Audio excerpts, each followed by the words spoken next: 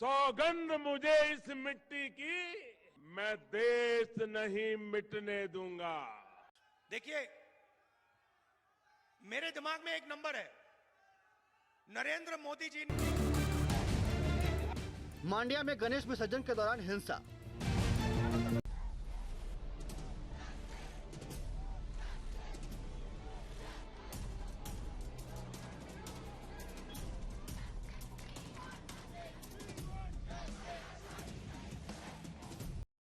नमस्ते माया। ये क्या है? पानीपुरी। पानीपुरी। आपका नाम? राम। राम? वाह, जय श्री राम। નમસ્તે દર્શક મિત્રો, આજે શારદાશ્રીના બીજા એક એપિસોડમાં આપનું સ્વાગત છે. ગુજરાતના પોલીસ જગતમાંથી એક સારા સમાચાર આવ્યા છે. ગૃહ ખાતાના રાજ્ય પ્રધાન હર્ષ સંઘવીએ વિડીયો મૂકીને આ સમાચાર આપ્યા છે, અને એ છે કે દાહોદમાં ચોરને પકડવા પોલીસે ડ્રોન ટેકનોલોજીનો ઉપયોગ કર્યો. મંદિરમાં થયેલ ચોરીને પકડવા માટે ચોરી કરનાર ચોરોને પકડવા માટે આ ઉપયોગ કર્યો છે. બહુ સારી વાત છે, પરંતુ આનાથી અપેક્ષા પણ વધી જશે. હવે ચોરી હોય કે બીજા કોઈ પણ કેસ હોય, આ પ્રકારની ટેકનોલોજીનો ઉપયોગ થાય અને અપરાધીઓ છે જેલના સળિયા પાછળ હોય, એ પ્રકારની આશા છે એ લોકો રાખશે. આજે વડાપ્રધાન મોદી ગુજરાતમાં હતા, અને એમણે જુઓ તમે કે કેટલા 8,500 કરોડ રૂપિયાના વિકાસ કાર્યોનું લોકાર્પણ કર્યું.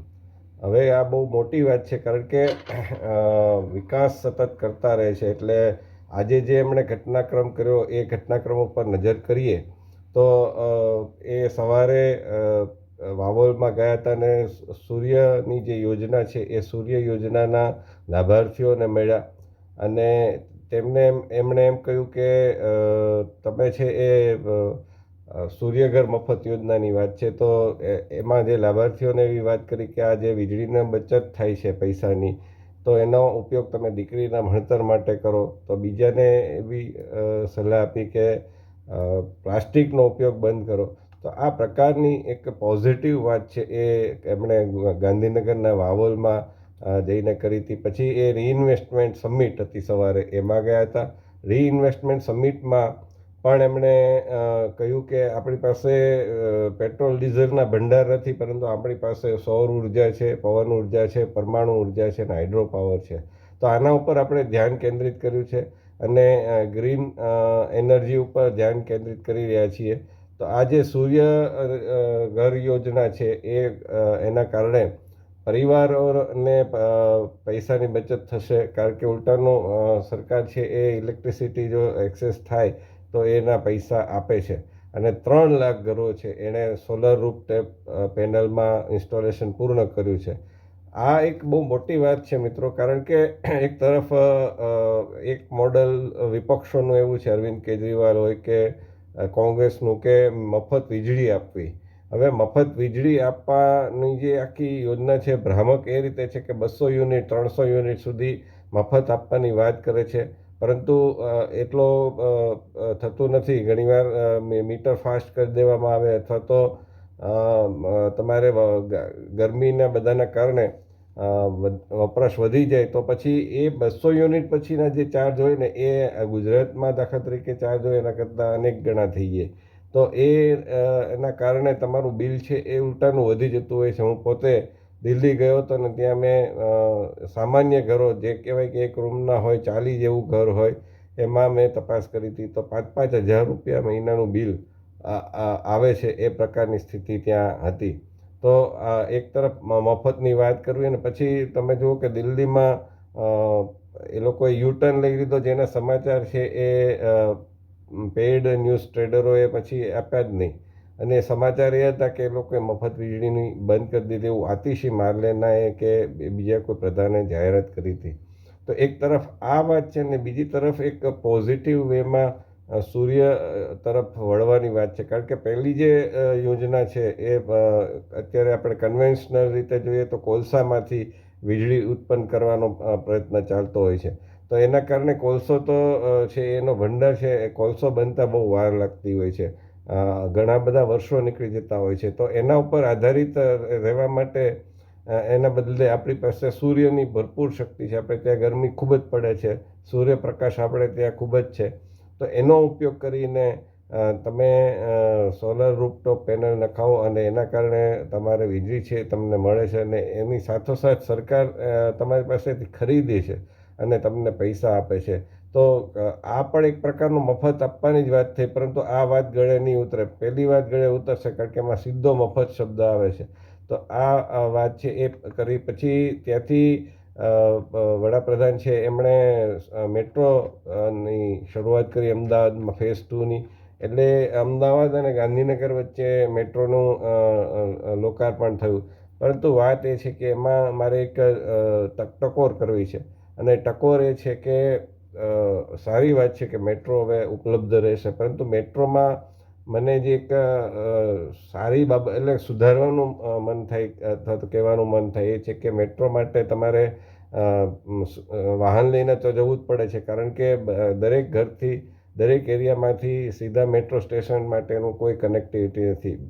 અને બીજું કે અત્યારે તમે શરૂ કરો છો, પરંતુ દિવસે દિવસે પછી ફ્રિકવન્સી ઘટાડતા જાઓ તો એનો અર્થ નથી. મુંબઈના લોકલ ટ્રેનનું જેવું તમારે કરવું પડે કે એક્ઝેક્ટ સમયે તમે કરો તો દાખલા તરીકે મુંબઈમાં 6:50નો સમય હોય તો 6:50 ટ્રેન આવી જાય, અને એના કારણે લોકો છે એ બોરીવલીથી ચર્ચગેટ સુધી જઈ શકે.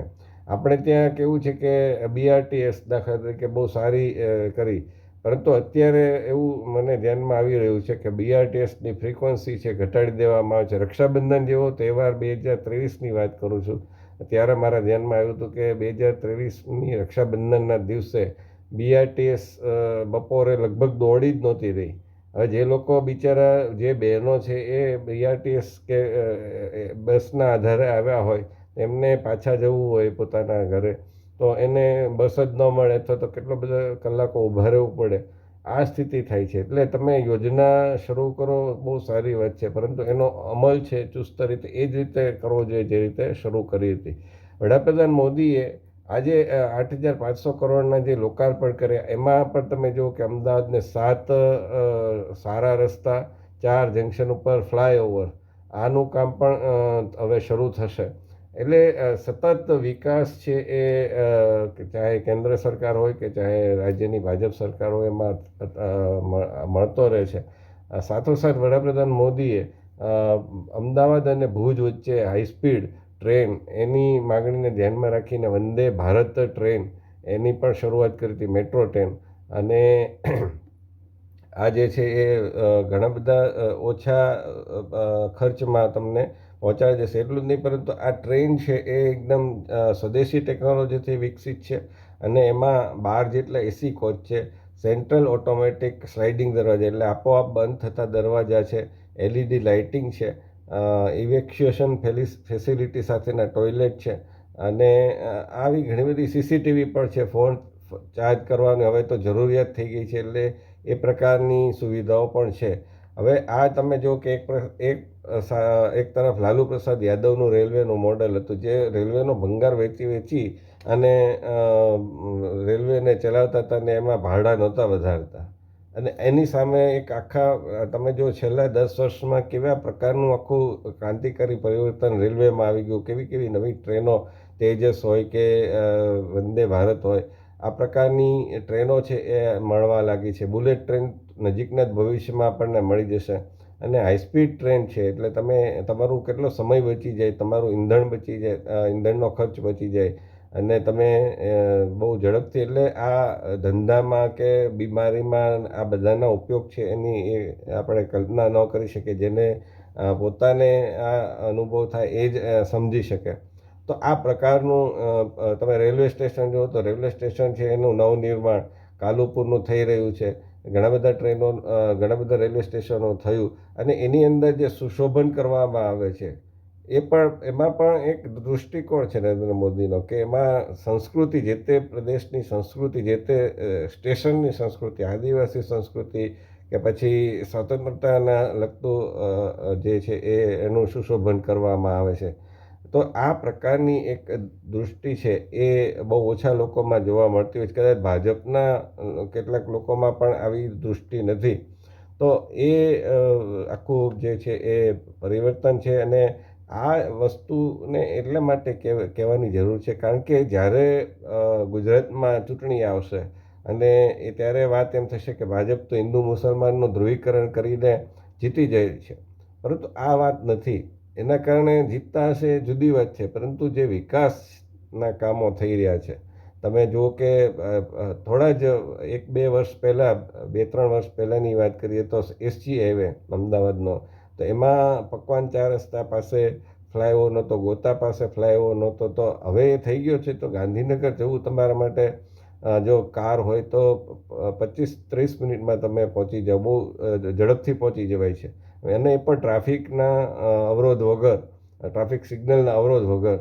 તો એ બહુ મોટી વાત છે. ને એના કારણે જે નીચેના એટલે કે જે લોકો સિટી એટલે માનો કે ગોતા ચોકડીએ અમદાવાદમાં ને અમદાવાદમાં જેને જવું છે તો એને પણ જે અવરોધ થતો હતો, જે લોકો ગાંધીનગર જતા હતા એના કારણે એ અવરોધ મટી ગયો. તો આ પ્રકારના સતત વિકાસના કામો થઈ રહ્યા છે. એને પછી એવું કહેવામાં આવે છે કે જ્યારે ચૂંટણી આવશે ત્યારે કે હિન્દુ મુસલમાનના ધ્રુવીકરણને કારણે જીતી જાય છે. અને સાથોસાથ કેટલાક લોકો એમ કહે છે કે વડોદરામાં કોઈએ બોટ ખરીદી તો કે 30 વર્ષથી એક જ પક્ષ સત્તામાં હોય તો આવું થાય. તો 30 વર્ષથી એક પક્ષ સત્તામાં કેમ છે એ પણ સમજવું જોઈએ કે આ પ્રકારના કામો થઈ રહ્યા છે. એના કારણે લોકોને હજુ પણ નરેન્દ્ર મોદીમાં વિશ્વાસ છે અથવા તો ભાજપમાં વિશ્વાસ છે. અહીંયાની સરકારમાં ઘણા બધા સમસ્યાઓ છે. મેં આજે પણ ટીવી ચેનલ પર ડિબેટમાં વાત કરી છે કે ભાઈ ભ્રષ્ટાચારના કેસો પકડાઈ રહ્યા છે, નકલી બધું પકડાઈ રહ્યું છે, નકલી કચેરી, નકલી અધિકારીઓ. અને એમાં ભાજપનો એક નગરસેવક એ પણ હિતેન્દ્રસિંહ મોરી એ પણ પકડાયા છે કે CBIના અધિકારી કરીને આ પ્રકારનો છેતરપિંડીનો પ્રયત્ન કર્યો હતો. તો ભાજપે એ પણ ધ્યાનમાં રાખવું પડશે. અને રસ્તામાં ખાડા પડી રહ્યા છે તો રસ્તા છે એની ક્વોલિટી સુધારવાનું, પાણી ભરાવાની સમસ્યા થાય છે વરસાદમાં, એ પણ દૂર કરવી જ જોઈએ. પરંતુ એનો અર્થ એ નથી કે તમે આ બધું છે એને સુધારવાની સાથોસાથ જે સારી વસ્તુ છે એને તમે નજરઅંદાજ કરો ને તમે એમ કહો કે 30 વર્ષથી એક જ પક્ષ સત્તામાં હોય તો આ બધું થાય. હા, તમે એ બીજા કહો કે ભાઈ કોંગ્રેસ છે એ વધારે સારો વિકલ્પ આપે, એમ કે ભાઈ અમે વધુ સારા રસ્તા કરીશું ને એક રાજ્યમાં કરીને બતાવે, કર્ણાટકમાં કરીને બતાવે, રાજસ્થાનમાં એમની સત્તા હતી ત્યાં કરીને બતાવ્યું હોત તો કદાચ અત્યારે ગુજરાતની જનતા પણ કોંગ્રેસ તરફ મીટ માંડતી હોત. તો એ પ્રકારની વાત છે. બીજું છે કે આવતીકાલે વડાપ્રધાન મોદી છે ઓડિશા જશે અને પોતાના જન્મદિવસે એક સુભદ્રા યોજનાનો આરંભ કરાવશે. સુભદ્રાજી આપણે જાણીએ છીએ એમ ભગવાન શ્રી કૃષ્ણના બહેન હતા. અને ઓડિશા એટલે જગન્નાથપુરીમાં આપણે ત્યાં જગન્નાથ રથયાત્રા નીકળે છે તો સુભદ્રાજી, બલરામ અને એની સાથે શ્રી કૃષ્ણ હોય છે. તો આ સુભદ્રાજીના નામે 21 વર્ષથી 60 વર્ષની આયુની જે મહિલાઓ છે એના ખાતામાં 5 વર્ષ સુધી 2 હપ્તામાં 10,000 રૂપિયા એટલે કે વર્ષના 20,000 રૂપિયા છે અથવા તો કદાચ વર્ષના 10,000 રૂપિયા છે એ આપવામાં આવશે. તો આ પ્રકારનો એક કાર્યક્રમ છે ત્યાં એની યોજના છે. એટલે મહિલા વર્ગને પણ સાધવાની વાત છે.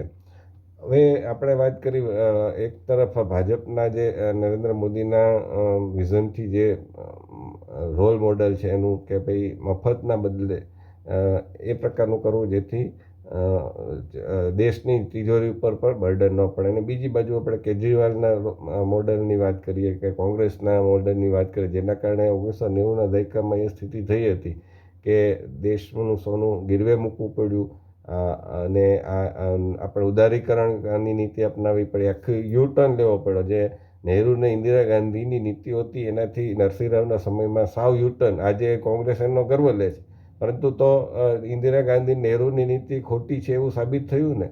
અને એના કારણે વિદેશી કંપનીઓને અહીંયા તમારે પ્રવેશ આપવો પડ્યો. અને બધી એની શરતો છે. મનમોહનસિંહ નાણાપ્રધાન બન્યા કોના ઈશારે? IMFના ઈશારે, IMFમાં હતા એ. તો એ આખી વાત છે. હવે વાત કરીએ કેજરીવાલની, તો અરવિંદ કેજરીવાલે ત્યાગપત્રની ઘોષણા તો કરી દીધી અને એ ત્યાગપત્ર આવતીકાલે આપશે. આવતીકાલે સાંજે 4:30 વાગ્યાનો સમય છે ઉપરાજ્યપાલનો લેવામાં આવ્યો છે. એ પહેલાં આપના ધારાસભ્યોની બેઠક થશે અને એમાં નિર્ણય લેવામાં આવશે કે નવા મુખ્યપ્રધાન કોણ. અને મોટા ભાગે એવી શક્યતા છે કે સુનીતા કેજરીવાલ, જે અરવિંદ કેજરીવાલજીના પત્ની છે, એમને નક્કી કરવામાં આવશે. એ જો કે હજુ ધારાસભ્ય નથી એટલે એમને ચૂંટણી લડવી પડશે. પરંતુ આ સાથોસાથ જે નામોની ચર્ચા થઈ રહી છે એમાં આપણે ગઈકાલે વાત કરી હતી કે આતિશી માર્લેના અને સૌરભ ભારદ્વાજ, આ બે નામો મુખ્યત્વે છે.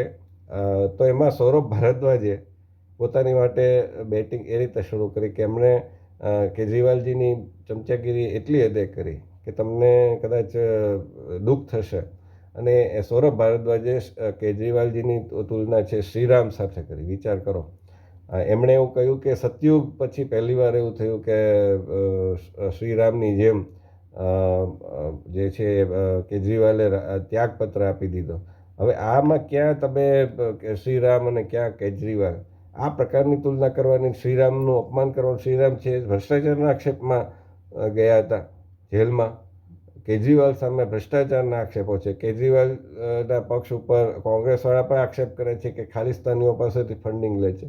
શ્રીરામ છે એ કોઈ એવા રાક્ષસો પાસેથી ભંડોળ લેતા હતા. આ પ્રકારની તુલના કરીને હિન્દુ ધર્મનું અપમાન કરવું, એ કોંગ્રેસ હોય કે આપ હોય, એ બધાને બહુ ફાવી ગયું છે. કોંગ્રેસના નેતા ઉદિત રાજ દલિત નેતા છે અને અયોધ્યામાં એક બળાત્કારનો કેસ બન્યો તો એમાં એમણે એવી માગણી કરી કે રામ મંદિર ઉપર બુલડોઝર ચલાવવું જોઈએ. વિચાર કરો, હવે કોઈ આટલી બધી પેલી પ્રવૃત્તિ થાય છે તો એમાં જિહાદીઓ દ્વારા થાય છે તો એમાં કઈ મસ્જિદ ઉપર બુલડોઝર ચાલે છે? જે ગેરકાયદે હોય છે ને એમાં સુપ્રીમ કોર્ટે જ્યારે જવાબ માંગ્યો ત્યારે ઉત્તર પ્રદેશે બધી ડિટેલ સાથે જવાબ આપ્યો હતો કે ખરેખર એ ઇલીગલ હતું, ગેરકાયદે હતું અને એના કારણે સુપ્રીમ કોર્ટે પણ પ્રશંસા કરવી પડી હતી. તો આ પ્રકારની વાત છે. બીજું કે કેજરીવાલે ત્યાગપત્ર આપ્યો, એમાં કઈ મોટી ધાડ મારી ભાઈ? આ તો એને આપવું જ પડે. ભ્રષ્ટાચારના આક્ષેપ એ પોતે જ કહેતા હતા 2013માં કે માત્ર આક્ષેપ થાય તો ભ્રષ્ટાચાર તપાસ કરતાં પહેલાં, સાબિત થતાં પહેલાં ત્યાગપત્ર આપી દેવો જોઈએ. તો એ તમે તમારી જ વાતને વળગી નથી રહેતા. એટલા 170 દિવસ તમે જેલમાં રહો છો, પછી તમે ત્યાગપત્ર આપવાની જાહેરાત કરો છો, એમાંય પણ 48 કલાકનો સમય લો છો. આમાં કયો મોટી ધાડ મારી છે? લાલુ પ્રસાદ યાદવ, હેમંત સોરેન, આ બધાએ ત્યાગપત્ર આપેલા છે. તો કેજરીવાલે ત્યાગપત્ર આપીને એવી કઈ મોટી ધાડ મારી કે તમે એને શ્રીરામ સાથે સરખાવો છો? હવે વાત કરીએ પશ્ચિમ બંગાળની. તો પશ્ચિમ બંગાળમાં મમતા બેનર્જી ફરીથી ડૉક્ટરો સાથે મળવાનો પ્રયત્ન કર્યો. ડૉક્ટરોએ પણ કહ્યું કે અમે તો એમની સાથે મળવા ઈચ્છુક જ છીએ, પરંતુ સાથોસાથ અમારી જે માગણી છે એ છે કે કાર્યવાહીનું રેકોર્ડિંગ કરવામાં આવે અને બેઠકમાં જે કંઈ લખાણ થાય તો એમાં હસ્તાક્ષર કરવાની અનુમતિ હોવી જોઈએ. રાજ્ય સરકારે આ શરત છે એને સ્વીકારી લીધી છે અને એને બંનેને એકબીજા આ જે મિટિંગમાં શું થયું એની નકલ આપવામાં આવશે. તો આ હવે સરકાર એમ કહે છે કે અમારો આ 5મો અને છેલ્લી વારનો પ્રયત્ન છે. પરંતુ સાથોસાથ એ જુઓ મિત્રો કે તૃણમૂલ કોંગ્રેસના નેતાઓ કેવા નિવેદન કરે છે. એ તૃણમૂલ કોંગ્રેસના ધારાસભ્ય તપસ ચેટર્જીએ પરમ દિવસે ગઈકાલે એવું કહ્યું કે રવિવારે કે ડૉક્ટરોના આંદોલન જેમાં સ્વાભાવિક છે કે આંદોલન કરતા હોય તો એમાં ડૉક્ટરો જે કોઈ આંદોલનકારી હોય એને જોશમાં રાખવા માટે તાળીઓ વગાડવી, સંગીત પર નાચવું, આવા કાર્યક્રમો થતા હોય છે જેનાથી ઉત્સાહ ટકી રહે. તો તપસ ચેટર્જીએ એવું કહ્યું કે માત્ર તાળીઓ વગાડવી કે સંગીત પર નાચવાથી કોઈ આંદોલન સફળ નથી થતું. આ પ્રકારનું નિવેદન, તમે આંદોલનકારીઓની મજાક ઉડાવો છો, આંદોલનકારીઓને તમે નીચા દેખાડો છો. આ કયું પ્રકારનું તમારું નિવેદન છે કે તમે ઘા રૂઝવી નથી શકતા તો ઘા ઉપર મીઠું ભભરાવો છો? હવે આ જે કેસ છે એમાં આરજીકર મેડિકલ કોલેજ હોસ્પિટલમાં કેસ થયો તો એમાં જે મારા પૂર્વ પ્રિન્સિપાલ છે એના વિશે એવા સમાચાર આવ્યા છે કે પૂર્વ પ્રિન્સિપાલ સંદીપ ઘોષ એ ટ્રાન્સજેન્ડરોનું યૌન શોષણ કરતો હતો અને ટ્રાન્સજેન્ડરોના ફોન નંબર એકઠો કરતો હતો અને પોતાના ઓરડામાં બોલાવીને એને આખી રાત રાખતો હતો. સંદીપ ઘોષથી જે લોકો પીડિત થયા એ લોકોએ CBI સમક્ષ આ વાત કરી છે. આખો કેસ છે ને માત્ર બળાત્કારનો નથી, હવે હું શરૂઆતથી કહું છું, પહેલા જ દિવસથી કહું છું. એના કારણે આ કેસને આપણે ચર્ચા કરી રહ્યા છીએ. બાકી બળાત્કાર ઘણા બધા થતા હોય છે, પરંતુ આની પાછળ જે કૌભાંડ છે, મેડિકલ માફિયાનું કૌભાંડ છે. આપણે વાત કરી હતી કે સંજય રોય છે એ શબ કાઢીને એની સાથે સેક્સ કરતો હોવાના બધા જે વિડીયો મળ્યા એના ફોનમાંથી, અને કંકાલ વેચવાની વાત પણ બહાર આવી રહી છે. તો એક બીજી વાત આજે એ બહાર આવી કે આમાં પેપર લીકનો પણ કેસ છે. સંદીપ ઘોષ છે સંદીપ ઘોષની સાળીના ઘરે મેડિકલ પરીક્ષાની ઉત્તર પુસ્તિકાઓ અને સરકારી ટેન્ડરની નકલો અને અન્ય બીજા દસ્તાવેજો પ્રાપ્ત થયા. એટલે આ બહુ મોટું લોકોને પાસ કરાવી દેવાનું પણ વાત છે. એક તરફ આ મોડલ છે ને બીજી તરફ ઉત્તર પ્રદેશની યોગી સરકારનો મોડલ છે, જ્યાં પેપર લીક કરનારા સામે કડક કાયદો લાવવામાં આવ્યો છે ને કડક કાર્યવાહી પણ કરવામાં આવે છે. તો યોગી આદિત્યનાથ છે પાકિસ્તાનની વિરુદ્ધ જોરદાર બેટિંગ કરી રહ્યા છે, અને એવું કહેવાય છે કે ભાજપમાં નેશનલ ઇન્ટરનેશનલ મુદ્દે જો કોઈ બોલી શકતું હોય તો એ બે જ જણા છે, યોગી આદિત્યનાથ અને હેમંત બિશ્વ શર્મા. બાકીના મુખ્ય પ્રધાનો છે જે સામાન્યતઃ આ પ્રકારની ટિપ્પણી કરવાનું ટાળે છે.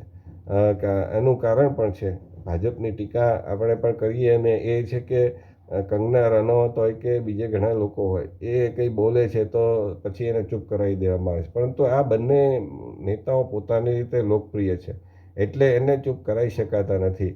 યોગી આદિત્યનાથે અગાઉ પણ કહ્યું હતું કે પાકિસ્તાનનું વિલીનીકરણ ભારતમાં થશે, અને આજે એમણે ફરીવાર કહ્યું કે પાકિસ્તાન છે એ ગુમડું છે અને માત્ર એનો ઉપચાર જરૂરી નથી, ઓપરેશન પણ જરૂરી છે. અને યોગી આદિત્યનાથે આ ટિપ્પણી ક્યાં કરી? એ ટિપ્પણી ત્રિપુરામાં કરી. ત્રિપુરામાં એમણે સિદ્ધેશ્વરી મંદિરનું ઉદ્ઘાટન કર્યું. તો એ પણ વાત કરીને સાથોસાથ એ પણ કહ્યું કે સ્વતંત્રતા સમયે કોંગ્રેસ નેતૃત્વ અને જોગેન્દ્રનાથ મંડલ જો મળીને મુસ્લિમ લીગની એના ષડયંત્રને વિફળ કરી દે તો આ પાકિસ્તાન નામનું ગુમડું અસ્તિત્વમાં જ ન હોત. આટલો બધો આપણે આ જાનમાલની નુકસાની સહન ન કરવી પડી હોત. આ બહુ સાચી વાત છે કે કોંગ્રેસે સત્તા માટે થઈને એટલા બધા અધીરા બની ગયા હતા કોંગ્રેસીઓ સત્તા મેળવવા માટે, કે એમને એવું લાગ્યું કે હજુ પણ જો આ મુસ્લિમ લીગના જે મુસલમાનો હતા એમણે જે રીતે રમખાણો શરૂ કરી દીધા હતા, જેમણે હિંસા શરૂ કરી દીધી હતી, તો એ લાંબી ચાલશે, અંગ્રેજો આપણને સત્તા નહીં આપે, અને કદાચ એવું પણ બને કે મુસ્લિમ લીગના કારણે મુસલમાનો ફરીથી સત્તામાં આવી જાય. આવી પણ ચિંતા હશે. એટલે જે કંઈ કારણ હોય, હવે આપણે એ સમયમાં જઈ નથી શકતા, પરંતુ દેખીતી રીતે જે કારણો આપણને લાગે છે એ છે કે સત્તા માટે થઈને એ કોંગ્રેસે આ સમાધાન કરી લીધું. ગાંધીજી તો ના જ પાડતા હતા, પરંતુ ગાંધીજીએ પણ એ સ્વીકારી લીધું. ગાંધીજી ત્યારે કેમ ઉપવાસ ઉપર ન બેઠા? છેલ્લે એમનો જે ઉપવાસ હતો એ ઉપવાસ ઉપર બેઠા, કે એમાં એમણે માગણી કરી કે મસ્જિદમાં જે લોકો એ શરણાર્થીઓએ, પાકિસ્તાનથી આવેલા શરણાર્થીઓએ શરણ લીધું છે એમને ત્યાંથી હટાવવામાં આવે ઠંડીમાં, જાન્યુઆરીની ઠંડીમાં.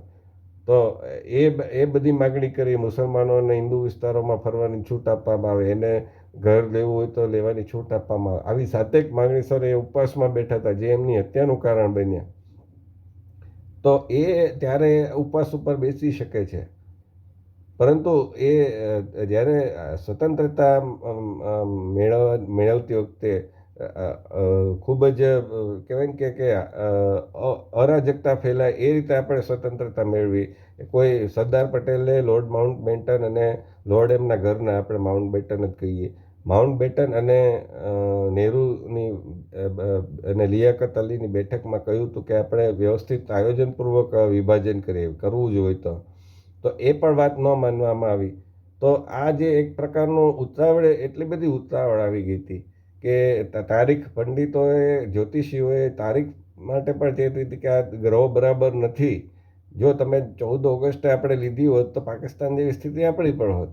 પરંતુ આપણે 14 પછી જ્યોતિષીઓએ એવો તોડ કાઢ્યો કે કંઈ નહીં, ચાલો તમારે કરવું જ છે ને તો પછી એવું કરો કે રાત્રે તમે કરો, એટલે કે તારીખ બદલાઈ ગઈ હોય અને ગ્રહો પણ થોડા ઘણા પરિવર્તન પામ્યા હોય. તો એના કારણે ચાહે માનો યા ન માનો, જ્યોતિષની અસર હોય જ છે. તો એટલે આપણી સ્થિતિ અત્યારે સુધરી. તો એ વખતે ગાંધીજી એમ કહેતા હતા કે સ્વતંત્રતા છે મારી, વિભાજન છે મારી લાશ ઉપર થશે, તો ત્યારે કેમ એ ઉપવાસ પર ન બેસી ગયા? ઉપવાસ ઉપર બેસી ગયા હોત તો કદાચ વિભાજન ટળી ગયું હોત. તો આ પ્રકારની વાત છે. હવે આ જે સતત સ્વતંત્રતા પૂર્વેથી ગાંધીજીએ ખિલાફત આંદોલનની એને ટેકો આપીને જે માનસિકતા, જે મુસ્લિમ તુષ્ટિકરણ અને જે કટ્ટર મુસ્લિમોની માનસિકતાને પોષણ આપવાનું કામ કર્યું, જે સ્વતંત્રતા પછી કોંગ્રેસ, સમાજવાદી પક્ષ હોય, તૃણમૂળ કોંગ્રેસ, એ બધા કોંગ્રેસમાંથી જ નીકળ્યા. જનતા દળ હોય, આ બધા પક્ષો, રાષ્ટ્રીય જનતા દળ હોય, આ બધા પક્ષોની જે તુષ્ટિકરણ છે એના કારણે આજે સ્થિતિ એ થઈ ગઈ છે મિત્રો કે રોજે રોજ એવા સમાચાર આવે છે કે જેના કારણે ચિંતા થાય છે. અને એક રીતે એમ કહી શકાય કે 1947 જેવી સ્થિતિનું નિર્માણ કરવાનો પ્રયત્ન છે ગૃહયુદ્ધનો. અને આ જે સમાચારો આવી રહ્યા છે તો એ પાછા સમાચારો બહુ ચિંતાજનક છે. બરેલીમાં એવા સમાચાર આવ્યા, ઉત્તર પ્રદેશના બરેલીમાં, કે 24 કલાકમાં 2 અલગ અલગ સ્થાનો પર સાંપ્રદાયિક છે તણાવ વધ્યો. સાંપ્રદાયિક તણાવ વધવા કરતાં એમ કહી શકાય કે જે જિહાદીઓ, કટ્ટર માનસિકતાના લોકો છે એ આવો પ્રયત્ન કરી રહ્યા છે. એક તરફ પહેલાં એવું થયું હતું કે શ્રાવણ મહિનામાં જે કાવડ યાત્રીઓ હતો એને ત્યાં અટકાવવામાં આવ્યા હતા. તો રવિવારે મારા વફાત નામના જે એમનું સરઘસ હતું એને પણ રોકવામાં આવ્યું. તો હિન્દુઓએ એવું કહ્યું કે શ્રાવણમાં કાવડ યાત્રીઓને પણ આ રીતે અટકાવવામાં આવ્યા હતા અને ત્યારે સૂત્રોચ્ચાર પણ થયા હતા. તો એ ઘટના બની. અને સાથોસાથ બીજી ઘટના એવી બની કે શનિદેવની મૂર્તિ છે એ ખંડિત કરવામાં આવી. હવે તમે વિચાર કરો મિત્રો કે જો આ જ ઘટના મુસલમાનોના સંદર્ભમાં થઈ હોત, કુરાનને કે મોહમ્મદ સાહેબ કે પછી અલ્લાહ એના સંદર્ભમાં કોઈ ટિપ્પણી પણ થઈ હોત તો આખો દેશ ભડકે પડ્યો હોત. પરંતુ આ વડોદરામાં પણ આપણે જોયું કે ગણેશજીની મૂર્તિ ખંડિત કરવામાં આવી. કર્ણાટકમાં પણ જોયું કે પથ્થરમારો થયો. તો આ પ્રકારનું થાય છે. તો એની સામે હિન્દુ છે એ હજી પણ એને વિશ્વાસ છે. એટલે એ કાયદાકીય સરકાર ઉપર આધાર રાખે છે કે સરકાર કરશે, સરકાર પગલાં લેશે. અને બહુ તો એ ધરણા કરશે, બહુ તો એ પ્રદર્શન કરશે, બહુ તો એ સૂત્રોચ્ચાર કરશે. અને સૂત્રોચ્ચારમાં પણ એ એવા સૂત્રોચ્ચાર નહીં કરે કે જેના કારણે હિંસા થાય. તો આ હજુ પણ જ્યાં હિન્દુ છે શાંત છે, હિન્દુ રસ્તા ઉપર નથી નીકળતો, ત્યાં સુધી આ સરકારે પણ આના માટે થઈને પ્રયત્ન કરવો જોઈએ. તો બીજી બાજુ એક જે કહેવાય કે ધાર્મિક સરઘસ નીકળ્યું એમાં તમે જુઓ કે અશોક ચક્રની જગ્યાએ તિરંગા ધ્વજ હતો, પરંતુ અશોક ચક્રની જગ્યાએ એમાં ચાંદ તારો બતાવવામાં આવ્યો હતો. છપરામાં આ ઘટના બની બિહારના. તો આ શું સૂચવે છે? આ શું સૂચવે છે? તમે કેમ તિરંગાને માન નથી આપી શકતા? તમે ભગવા કરોડનો વિરોધ કરો, ચાલો એનો વાંધો નથી, પણ તિરંગો તો બધા જ પંથોનું પ્રતીક છે. કેસરીઓ હિન્દુનો, લીલો મુસલમાનોનો, સફેદ ક્રિશ્ચિયનોનો અને અશોક ચક્ર બૌદ્ધ. તો આનો પણ હવે તમે બૌદ્ધોના નિશાનના બદલે ચાંદ અને તારો લાવવા માગો છો. તો આ જે જિહાદીઓ છે કોના હક ઉપર તરાપ મારવાની વાત કરે છે? સ્વાભાવિક છે કે બૌદ્ધો.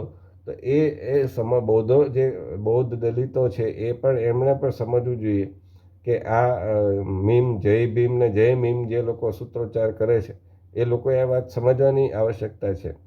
બીજી એક ઘટના એ બની કે ઉત્તર પ્રદેશના બલરામપુર જિલ્લામાં બારા વફાત જે સરઘસ નીકળ્યું એમાં પેલેસ્ટાઇન જિંદાબાદ, ફિલિસ્તાન જિંદાબાદ અને લીલા ઝંડા ફરકાવવામાં આવ્યા. અને આ પ્રકારની, અને એટલું જ નહીં પરંતુ પોલીસે કેટલાક લોકોને પકડ્યા જે લોકો આવું કરતા હતા, તો એને છોડાવીને લઈ ગયા. આ પોલીસની પણ આમાં વ્યવસ્થા આવી જાય કે પોલીસને છોડી દેવા પડે. તો આ કઈ હદે આ જઈ રહ્યું છે? અને કેવા સૂત્રોચ્ચાર કર્યા કરે? સુલ કે ગુલામ કો મોત ભી કબૂલ હે, ફિલિસ્તાન કા મુસલમાન જિંદાબાદ, મસ્જિદ અક્સા જિંદાબાદ. પછી એટલું જ નહીં, એ કહ્યું કે હિન્દુસ્તાન મેં રહેના હૈ તો ખ્વાજા ખ્વાજા કહેના હૈ. આ પ્રકારનું, અને તમે જુઓ કે આના કારણે આમ છતાંય આ બધું હિન્દુઓ સામે થઈ રહ્યું છે, દેશ સામે થઈ રહ્યું છે. આજે આ દેશ સામે કહેવાય, કારણ કે તિરંગામાં તમે બદલાઈ નાખો તો આ તિરંગાનું અપમાન છે. તો એમ છતાંય તે રાહુલ ગાંધી જેવા લોકો અને વાયર ને આ બધી વેબસાઇટ જેવા લોકો આ બધું જે પ્રચાર કરે છે કે ભારતમાં મુસલમાનોનું ઉત્પીડન છે, તો હવે એમાં ઈરાનના સર્વોચ્ચ નેતા મુસ્લિમ પંથગુરુ આયતોલ્લા ખોમેનીએ પણ ઝંપલાવી દીધું ને એમણે કહ્યું કે ભારતમાં મુસલમાનોનું ઉત્પીડન થઈ રહ્યું છે. આજે મોહમ્મદ પૈગંબરની જયંતિના દિવસે એટલે ઈદ હતી, તો એના સંદર્ભે એમણે કહ્યું કે મ્યાનમાર, ગાઝા અને ભારત અને બીજી જ્યાં પણ મુસલમાનોનું ઉત્પીડન થતું હોય તો આપણે પોતાને મુસલમાન ન માનવા જોઈએ. હવે અહીંયા પ્રશ્ન એ આવે છે કે આયતોલ્લા ખોમેનીએ આવું કેમ કહ્યું? આની પાછળ છે એ રાજકારણ છે. આની પાછળ કઈ રીતનું રાજકારણ છે કે આયતોલ્લા ખોમેનીને હંમેશા મુસ્લિમ જગતના સર્વોચ્ચ નેતા બનવું છે. ઈરાનના તો છે જ, પરંતુ એને મુસ્લિમ જગતના સર્વોચ્ચ નેતા બનવું છે. અને બીજું સૌથી મોટું કારણ એ છે કે અત્યારે જે ઇઝરાયલ અને હમાસ વચ્ચે યુદ્ધ ચાલે છે, ઇઝરાયલ અને હિઝબુલ્લા એટલે કે લેબેનોનમાં જે ત્રાસવાદી સંગઠન છે હિઝબુલ્લા, એનું જે યુદ્ધ ચાલે છે, અને હિઝબુલ્લા છે ઈરાન દ્વારા સમર્થિત છે. તો એમાં હવે સ્થિતિ એ ગમે ત્યારે આવીને ઊભી રહે છે કે અમેરિકા ઈરાન ઉપર આક્રમણ કરે, ઇઝરાયલ ઈરાન ઉપર આક્રમણ કરે એવી પૂરેપૂરી શક્યતા છે. ઈરાનમાં જે પેલા હમાસના નેતા હતા એને મારી નાખ્યા. તો આ સ્થિતિના સંદર્ભમાં જો ઈરાને પોતાનો બચાવ કરવો હોય તો બધા મુસલમાન દેશો, બધા મુસલમાનોને એક કરવા પડે. એના માટેની આ આખી એક ચાલ છે. અને એમાં ભારતે તો એને જવાબ આપી દીધો, ભાઈ તમે તમારું ઘર સંભાળો ને. ભારતના ઈરાન સાથે આમ સારા સંબંધ કહેવાય, પરંતુ છેલ્લા કેટલાક વખતથી જે ઈરાનનું વર્તન હોય છે તો એ સંદર્ભમાં આપણે આ ચિંતા કરવા જેવી બાબત છે. કારણ કે કટ્ટરકરણને ભારતની અંદર ચંચુપાત કરવો. બીજી તરફ અમેરિકામાં ચૂંટણીને આપણે એની પર સતત નજર રાખીને બેઠા છીએ. હવે અમેરિકામાં ડોનાલ્ડ ટ્રમ્પના ફ્લોરિડા સ્થિત ગોલ્ફ ક્લબ પાસે રવિવારે ગોળીબારની ઘટના બની, અને બધા ટ્રમ્પ સુરક્ષિત હતા અને કોઈ ન થયું. FBI અને ટ્રમ્પની હત્યાનો પ્રયાસ માન્યો છે. અને નહીંતર આમાં તો CNN જેવી બધી વેબસાઇટ છે એ એમ કહી દે કે તો ખોટી વાત છે, અથવા તો ટ્રમ્પ ડરી ગયા. જે જુલાઈમાં એમની હત્યાનો પ્રયાસ થયો ત્યારે મોટો વાત થયો હતો, તો ત્યારે CNN ને એ બીજી લિબરલ ડેમોક્રેટ તરફી વેબસાઇટ છે એ બધાએ તો એવું કહ્યું હતું કે ફટાકડા જેવો અવાજ થયો અને ટ્રમ્પ ડરી ગયા. ટ્રમ્પને નીચા દેખાડવાનો એકેય પ્રયત્ન એ લોકો નથી છોડતા. એ જ પ્રયત્ન ભારતના મીડિયા પર લેફ્ટ લિબરલ લોકો પણ કરે છે. પરંતુ આ ઘટનાને FBI હત્યાનો પ્રયાસ માન્યો. અને એક્સના જે સ્વામી, આપણે સ્વામી એટલે માલિક, આપણે ઉર્દુ શબ્દ શા માટે વાપરવા, તો એક્સના સ્વામી એલન મસ્કે કહ્યું કે ટ્રમ્પની જ હત્યાનો કેમ પ્રયાસ થાય છે, કેમ બાઇડન અને કમલા હેરિસનો હત્યાનો પ્રયાસ નથી થતો. એનું કારણ એ છે કે ટ્રમ્પ આ વખતે જીતે એવી પૂરેપૂરી શક્યતા છે. જેવી રીતે નરેન્દ્ર મોદી પંજાબમાં ફિરોઝપુર જતા હતા ત્યાં એમની હત્યાનો પ્રયત્ન કરવામાં આવ્યો, જે રીતે 2014માં નરેન્દ્ર મોદી સત્તામાં આવે એવી પૂરેપૂરી શક્યતા હતી, ત્યારે પટનામાં રેલીમાં બોમ્બ વિસ્ફોટ દ્વારા એમની હત્યાનો પ્રયત્ન કરવામાં આવ્યો અને અનેક લોકોના મૃત્યુનો પ્રયત્ન કરવામાં આવ્યો. તો એ પ્રકારનું હવે બેબાકડા બની ગયા છે એમ કહેવાય ને, લેફ્ટ લિબરલો અને જિહાદીઓ. કારણ કે ટ્રમ્પ સ્પષ્ટ શબ્દો ચોર્યા વગર ઇસ્લામી ત્રાસવાદીઓની વાત કરે છે. એમણે એવી પણ ચેતવણી આપી કે હમાસ ઇઝરાયેલના બંધકોને મુક્ત કરી દે, નહીંતર હું સત્તામાં આવીશ તો પછી તમારું આવી બનશે. તો એ જે શબ્દ ચોર્યા વગર કહે છે એના કારણે હવે લેફ્ટ લિબરલ અને જિહાદીઓ એ બધાનું અંદર કોમ્બિનેશન જ છે. તો એ એક ચિંતાજનક બાબત છે કે હવે એ લોકો લેફ્ટ લિબરલો એટલા બેબાકડા બન્યા છે કે બીજી વાર 3 મહિનાની અંદર બીજી વાર ટ્રમ્પની હત્યાનો પ્રયત્ન કરવામાં આવ્યો. પણ એક વાત ચિંતાજનક અમેરિકા જે કરશે એ મને લાગે છે કે એમાં ટ્રમ્પનું પણ આપણે ઘણું જોઈએ. અને એ છે કે અમેરિકામાં ગાંજાને કાયદેસર કરવાનું એક વાત ચાલે છે અને આ મુદ્દે ટ્રમ્પ તો સમર્થનમાં છે જ કે ભાઈ એનો દવામાં પણ ઉપયોગ થતો હોય છે અને એને કાયદેસર કરી દેવું જોઈએ. તો આમાં સૌથી મોટી વાત એ છે કે કમલા હેરિસ જે અગાઉ એના વિરોધમાં હતા કે ગાંજાને લીગલ ન કરવો જોઈએ, પણ હવે એ પણ સમર્થનમાં છે. તો આ વાતને કોઈ કહેતું નથી કે કમલા હેરિસે યુ ટર્ન લીધો ને આના કારણે બીજા બધા દેશોમાં પણ પછી ધીમે ધીમે, કારણ કે અમેરિકા જે કરે છે એ જ નીતિ પછી બીજા દેશો પણ અપનાવવા માંડે છે, આખી દુનિયા અપનાવવા માંડે છે. તો એ આવશે ને એના કારણે યુવાનો અમે રીતે ડ્રગ્સના રવાડે છે જ, તો પછી તો કાયદેસર થઈ જશે, જે રીતે દારૂનું થઈ ગયું એવી રીતે, સિગરેટનું થઈ ગયું એવી રીતે. તો આ બહુ એક ચિંતાજનક વાત છે કે ફાર્મા લોબીના કે જેના કોઈના પહેલાંમાં હોય એનામાં આ પ્રકારનો નિર્ણય છે એ ટ્રમ્પ અને કમલા હેરિસ બંને સમર્થનમાં છે. હવે વાત કરીએ આપણે એક બીજા સમાચારની, મનોરંજન જગતના સમાચારની. અને મનોરંજન જગતમાં જે કલાકારો હોય છે જેની પાછળ ભારતના લોકો, યુવાનો અથવા તો મોટી ઉંમરના લોકો પણ ઘણીવાર ખૂબ ખેલ્યા હોય છે. એને મળવા માટે છે એને ગમે એ કરતા હોય છે, એને લોહીથી કાગળ લખતા હોય છે. રાજેશ ખન્નાના સમયમાં તો એવું થતું હતું કે લોહીથી કાગળ લખતા હતા. તો એ એના જેવા ગેટઅપ રાખતા હોય, એના જેવા કપડાં પહેરતા હોય, પરંતુ આ લોકોને એના ચાહકોની જરા પણ પડી હોતી નથી. અને એ વાત બીજા કોઈ નહીં પરંતુ ઉદ્યોગપતિ નારાયણ મૂર્તિએ કહી. નારાયણ મૂર્તિ એ કહ્યું કે કરીના કપૂર ખાન એ કેવી ઘમંડી છે એનું એણે ઉદાહરણ આપ્યું. એમ કહ્યું કે એકવાર અમે ફ્લાઇટમાં સાથે હતા, તો એમાં કરીના કપૂર ખાન પણ હતી અને હું પણ લંડન જઈ રહ્યો હતો. મારી બાજુની સીટમાં કરીના કપૂર ખાન બેઠી હતી. કેટલાક ચાહકો તેની પાસે આવ્યા અને હેલો કીધું, અને તો કરીના કપૂર ખાને કોઈ પ્રતિક્રિયા ન આપી, પ્રતિક્રિયા પણ ન આપી. સામાન્યતઃ શું હોય કે ભાઈ ચાહકો મળવા આવે, કોઈ પણ વ્યક્તિ મળવા આવે તો હેલો કહે તો આપણે એનો જવાબ આપીએ, નમસ્તે કહે તો આપણે એનું અભિવાદન કરીએ. હા, ઘણીવાર એવું પણ બનતું હોય છે, એનું સમજ છું કે ઘણીવાર ચાહકો છે એ લપ્યા હોય, તમારી લપ મૂકે નહીં, તમારી સાથે વાત કરે, પછી ફોટા પડાવવા આવે, આ બધું થતું હોય છે. એટલે હું એ પણ માનું જ છું કે જે જાહેર જીવનની વ્યક્તિ હોય એને એક અંગતતા હોવી જોઈએ, એને પ્રાઇવસી હોવી જોઈએ. કોઈ એવા કાર્યક્રમમાં આવ્યા હોય ત્યારે બરાબર છે, પરંતુ તમે જ્યારે ફ્લાઇટમાં જઈ રહ્યા છો કે બીજું કંઈ પણ હોય તો એ સમયે એને રીતે નહીં તો એને પછી જીવન જેવું રહે જ નહીં ને એને. તો એ વાતે હું માનું છું, પરંતુ તમારે ખાલી અહીંયા હેલોનો જવાબ હેલોથી આપવાનો હતો, અને પછી જો કોઈ લિમિટ ક્રોસ કરે તો તમે એને અટકાવી દો, એ બરાબર છે. પરંતુ તમે એનો જવાબ જ ન આપો તો આ કેવું વર્તન? તો એ વાત છે એ સમજવાની જરૂર છે.